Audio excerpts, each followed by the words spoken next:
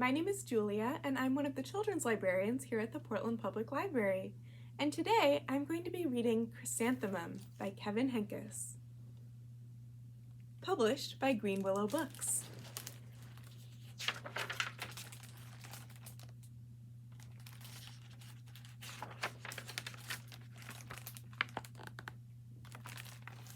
The day she was born was the happiest day in her parents' lives. "She is perfect," said her mother. "Absolutely," said her father. And she was. She was absolutely perfect.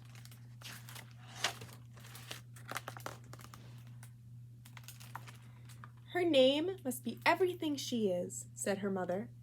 "Her name must be absolutely perfect," said her father. And it was. Chrysanthemum.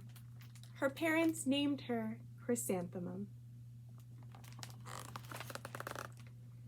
Chrysanthemum grew and grew and grew.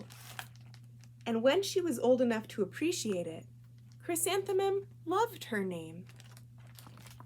And here's Chrysanthemum saying, "I love my name."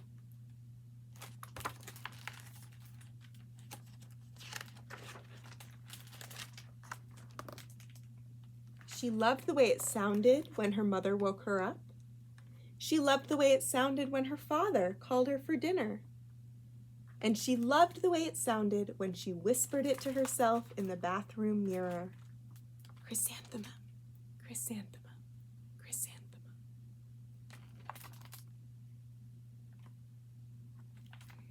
Chrysanthemum loved the way her name looked when it was written with ink on an envelope.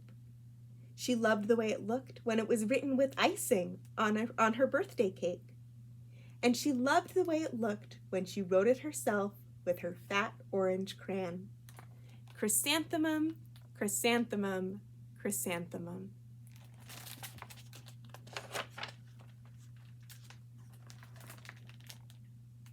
Chrysanthemum thought her name was absolutely perfect. And then she started school. On her first day, Chrysanthemum wore her sunniest dress and her brightest smile. She ran all the way. "Hooray!" said Chrysanthemum. "School!" But when Mrs. Chudd took roll call, everyone giggled upon hearing Chrysanthemum's name. And here's Chrysanthemum's class with Mrs. Chudd right there, and all of her classmates and Chrysanthemum.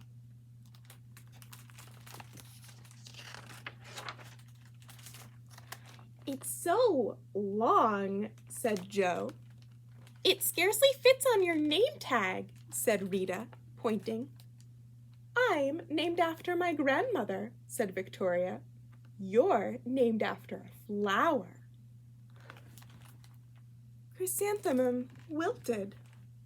She did not think her name was absolutely perfect. She thought it was absolutely dreadful.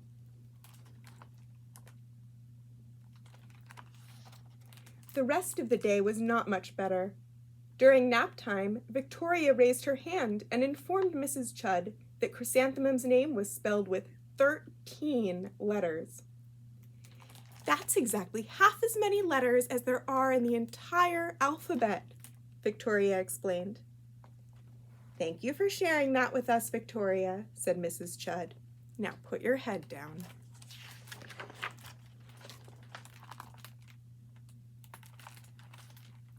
"If I had a name like yours, I'd change it," Victoria said as the students lined up to go home.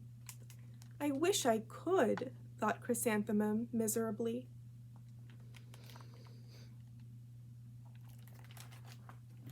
"Welcome home," said her mother. "Welcome home," said her father. "School is no place for me," said Chrysanthemum. "My name is too long. It scarcely fits on my name tag. And I'm named after a flower." "Oh, pish," said her mother. "Your name is beautiful, and precious and priceless and fascinating and winsome," said her father. "It's everything you are," said her mother. "Absolutely perfect," said her father.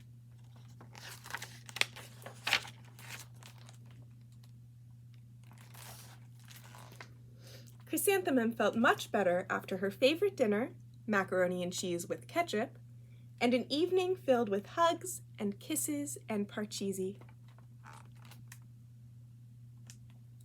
That night, Chrysanthemum dreamed that her name was Jane. It was an extremely pleasant dream.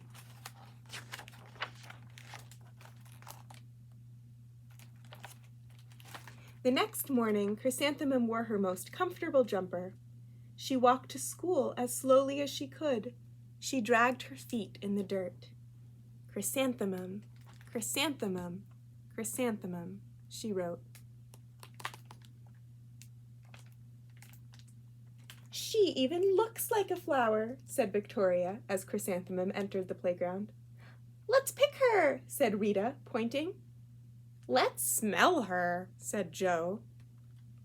Chrysanthemum wilted. She did not think her name was absolutely perfect. She thought it was absolutely dreadful.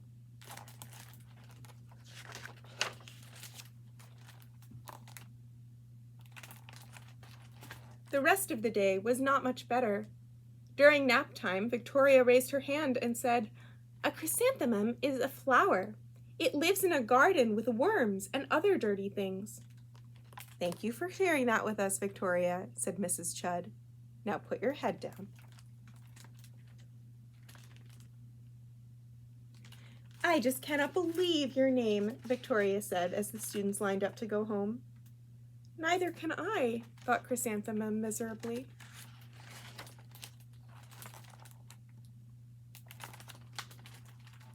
"Welcome home," said her mother. "Welcome home," said her father. "School is no place for me," said Chrysanthemum. "They said I even look like a flower. They pretended to pick me and smell me." "Oh, pish," said her mother. "They're just jealous." "And envious and begrudging and discontented and jaundiced," said her father.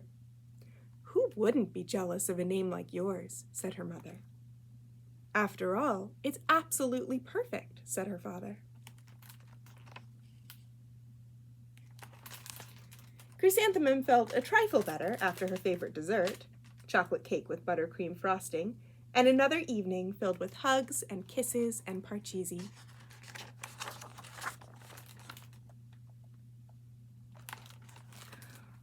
That night, Chrysanthemum dreamed that she really was a chrysanthemum. She sprouted leaves and petals. Victoria picked her and plucked the leaves and petals one by one until there was nothing left but a scrawny stem. It was the worst nightmare of Chrysanthemum's life.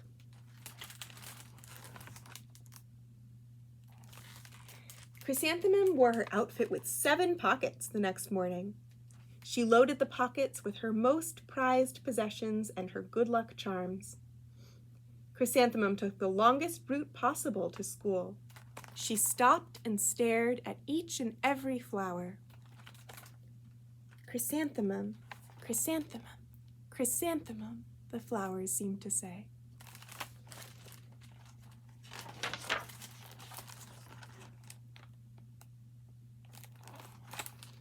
The next morning, the students were introduced to Mrs. Twinkle, the music teacher. Her voice was like something out of a dream, as was everything about her. The students were speechless. They thought Mrs. Twinkle was an indescribable wonder.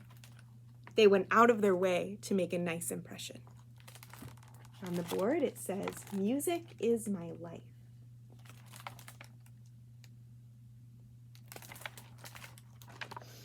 Mrs. Twinkle led the students in scales. Then she assigned roles for the class musicale. Victoria was chosen as the dainty fairy queen. Rita was chosen as the spiffy butterfly princess. Joe was chosen as the all-important pixie messenger. And Chrysanthemum was chosen as a daisy.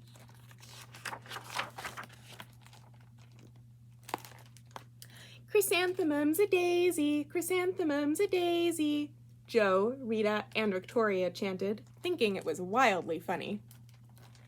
Chrysanthemum wilted. She did not think her name was absolutely perfect. She thought it was absolutely dreadful.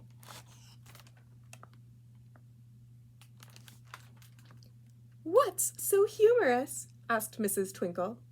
"Chrysanthemum," was the answer. "Her name is so long," said Joe. "It scarcely fits on her name tag," said Rita, pointing.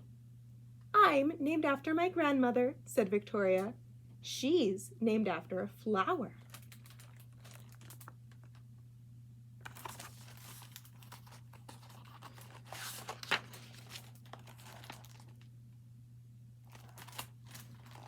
"My name is long," said Mrs. Twinkle.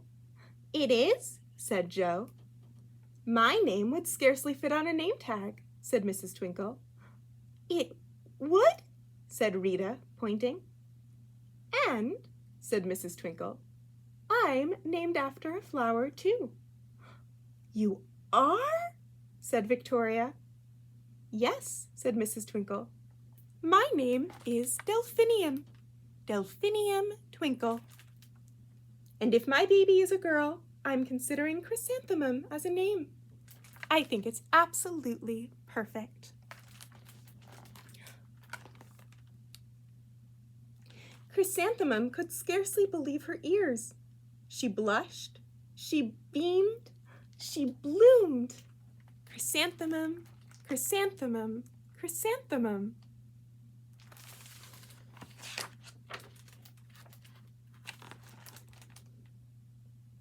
Joe, Rita, and Victoria looked at Chrysanthemum longingly. "Call me Marigold," said Joe. "I'm Carnation," said Rita, pointing. "My name is Lily of the Valley," said Victoria. Chrysanthemum did not think her name was absolutely perfect. She knew it.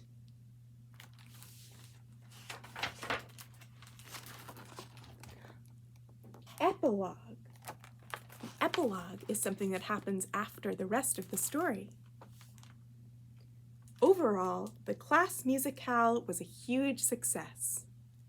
Chrysanthemum was absolutely perfect as a daisy. Victoria made the only mistake. She completely forgot her lines as the dainty fairy queen. Chrysanthemum thought it was wildly funny, and she giggled throughout the entire Dance of the Flowers. Eventually, Mrs. Twinkle gave birth to a healthy baby girl, and of course, she named her Chrysanthemum. The end. Thank you for joining me for this reading of Chrysanthemum by Kevin Henkes. Once again, my name is Julia, and I am one of the librarians at the Portland Public Library. See you next time.